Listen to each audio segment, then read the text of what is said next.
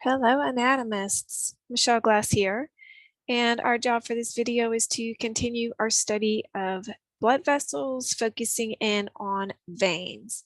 Remember that our veins are our vessels that bring the blood back to the heart, and as such, we expect it to be deoxygenated blood because it's already traveled through the systemic circuit, and we see that represented by the color blue.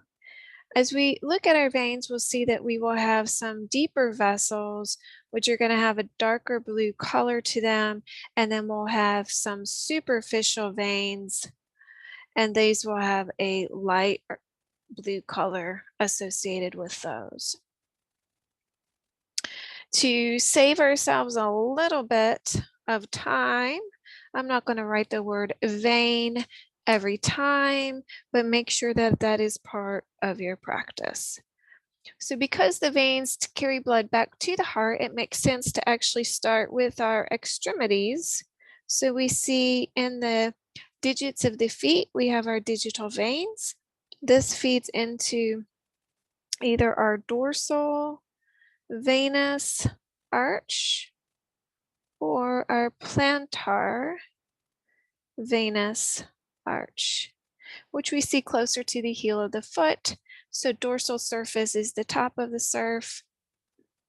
top of the foot, and plantar surface is the bottom.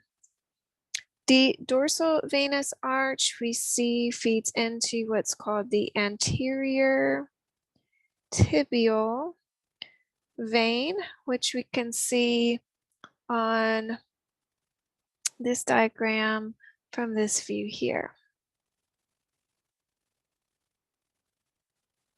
We also see that the plantar venous arch feeds into this rather large vessel here and here, which is called the great saphenous. And we can see it on this other view running continuously from the bottom of the leg all the way up the thigh. So we are on the medial side. Taking a look at our posterior view of our leg, we have also the posterior tibial. We have here our fibular. And then, of course, we've labeled the anterior tibial already. We also have here what's called the small saphenous. So this is on the lateral side. Notice that the posterior tibial, the fibular, anterior tibial all feed into a vessel.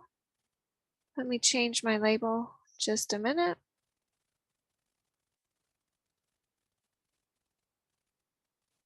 All feed into this vessel here called the popliteal behind the knee. So we did have arteries with similar names to these here.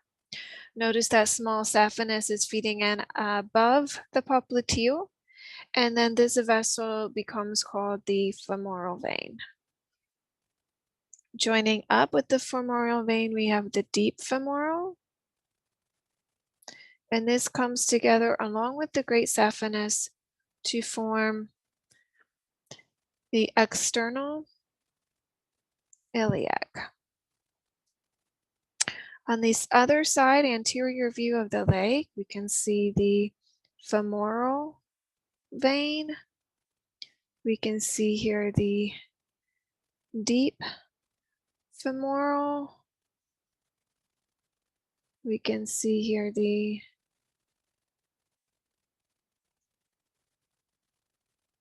external iliac, internal iliac, and common iliac. So again, we have a lot of vessels in the same locations, named the same, but as veins rather than arteries. So it is important that you're keeping track of that. Let's see if we can trace through our diagram just a little bit. So let's start with our toes. We have our digital veins, which drain into the dorsal venous arch and the plantar venous arch. These arches feed into the anterior tibial vein, as well as the great saphenous vein.